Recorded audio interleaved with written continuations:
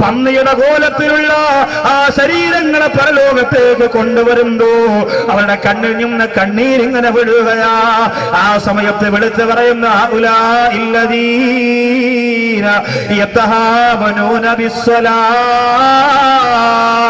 ആരെന്നറിയോ?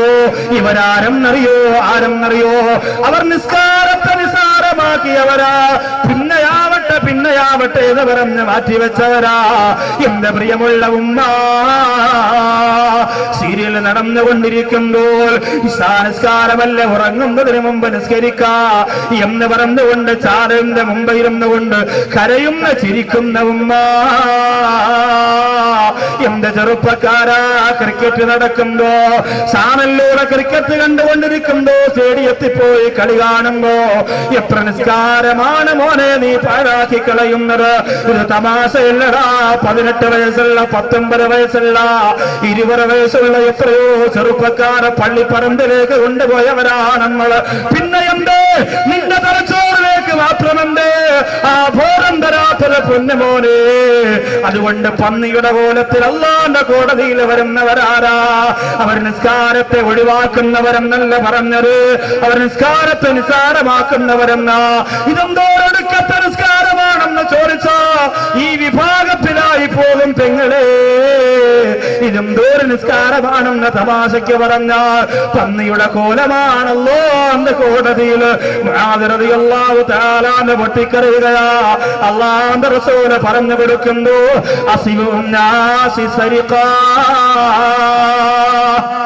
ഏറ്റവും വൃത്തികെട്ട മോഷ്ടാവാരെന്നറിയുമോ സഹാബത്തെ? നിബിതങ്ങൾ പറയുകയാണ്, ഏറ്റവും വൃത്തികെട്ട മോഷ്ടാവ് ആരെന്നറിയുമോ? അല്ലദീ യസ്രിഖു മിനസ്സലാത്ത്, നിസ്കാരത്തിൽ നിന്ന് മോഷ്ടിക്കുന്നവനാണ്. സഹാബത്ത് ചോദിച്ചു, കൈഫ യസ്രിഖു മിനസ്സലാത്ത്, നിസ്കാരത്തിൽ നിന്ന് നബിയെ എങ്ങനെയാണ് മോഷണം നടത്തുക? നിസ്കാരത്തിൽ നിന്ന് മോഷ്ടിക്കുക എന്ന് പറഞ്ഞാൽ എന്താ? അല്ലാഹുവിന്റെ റസൂൽ പറയുന്നു, ലാ യതിമ്മു റുകൂഅഹാ വലാ സുജൂദഹാ, റുകൂഉം സുജൂദും ഒന്നും പൂർത്തിയാക്കൂല. അല്ലേ? നിയ്യത്ത് വെച്ച്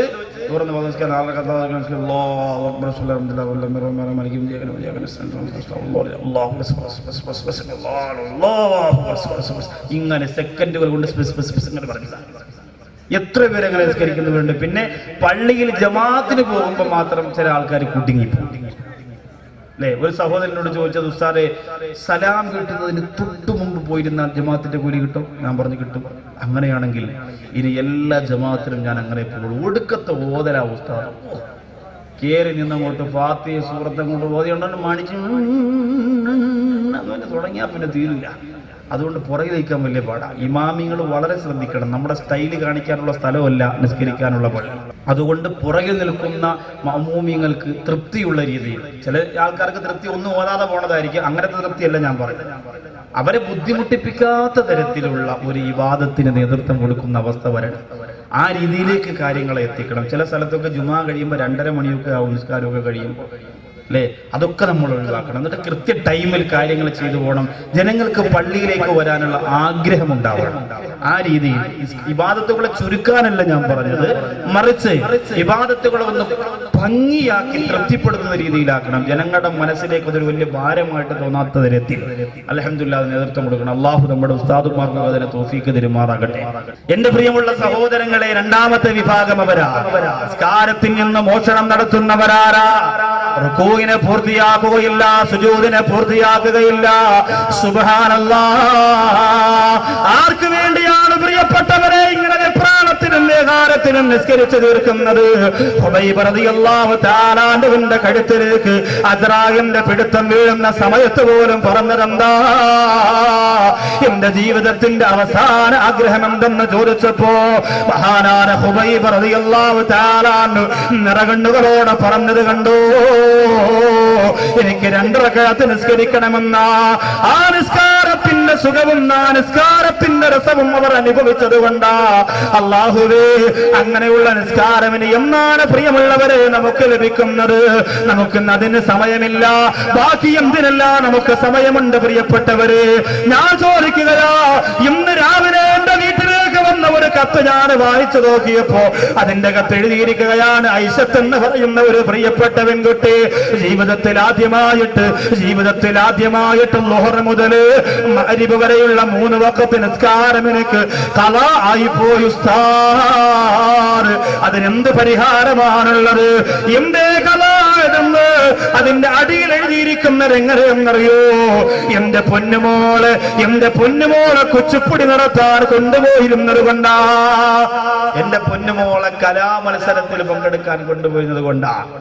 കലാമത്സരം, ഇസ്ലാം നിഷേധിക്കുന്ന കാര്യമൊന്നുമല്ല. ദഫ്മുട്ട് അതൊരു കലയാണ്. ദഫ്മുട്ട്, പക്ഷേ ദഫില് കിലിക്കില്ലാത്ത ദഫാണ്. ഇപ്പോ റാസിമാവിനെ പോലുള്ള മഹാന്മാരൊക്കെ വ്യക്തമാക്കുന്നത് കിലിക്കില്ലാത്ത ദഫടിച്ചുകൊണ്ട് ദഫ് മുട്ടുന്നതിനും പാട്ട് പാടുന്നതിനൊന്നും തെറ്റില്ല എന്നാണ്. കലയെ ഒരിക്കലും ഇസ്ലാം നിരുത്സാഹപ്പെടുത്തുന്നില്ല. പക്ഷേ 17ഉം 18ഉം വയസ്സായ പെൺകുട്ടികളെ കൊണ്ടുവന്ന് മോഡൽ വസ്ത്രം ധരിച്ച് മുഖത്ത് പെയിന്റും വാരി അങ്ങോട്ട് തേച്ച് ആ സ്റ്റേജിന്റെ ഫ്രണ്ടിൽ കൊണ്ടുവന്ന് ശരീരം അങ്ങോട്ട് കുലുക്കയിട്ട് ഇളകിയിട്ട് ഡാൻസ് കളിക്കുമ്പോ മുമ്പിലിരിക്കുന്ന ചെറുപ്പക്കാരെല്ലാവരും കൂടിയിട്ട് നോക്കിയിട്ട് കുഴപ്പമില്ല, തരക്കേടില്ല, ഒരു മെസ്സേജ് അങ്ങോട്ടേക്ക് എന്ന് പറഞ്ഞ് അയച്ചു കൊടുത്ത് ആ മെസ്സേജിലൂടെ ജയിക്കുന്ന പെൺകുട്ടിക്ക് ട്രോഫി കൊടുക്കുന്ന, സമ്മാനം കൊടുക്കുന്ന ഈ കാലഘട്ടത്തിൽ എത്രയോ മുസ്ലിം ഉമ്മമാർ അവിടെ ആ ഉമ്മ പറയുന്നു, എന്റെ ജീവിതത്തിൽ ആദ്യമായി നിസ്കാരം നഷ്ടപ്പെട്ടു പോയി, നിവർത്തിയില്ല, എന്റെ പൊന്നുമോൾ നിർബന്ധിച്ചുകൊണ്ട് പോയതാ. മോൾ നിർബന്ധിക്കുമ്പോ മാത്രം ഓടാറുള്ളവരാണോ? 9.5 മാസക്കാലം വയറ്റിനകത്ത് ചുമന്നുകൊണ്ട് പ്രസവിച്ച ഈ ഉമ്മ എന്ന് പറയുന്നത് എന്താ അമേരിക്കന്റെ പാവയാണോ?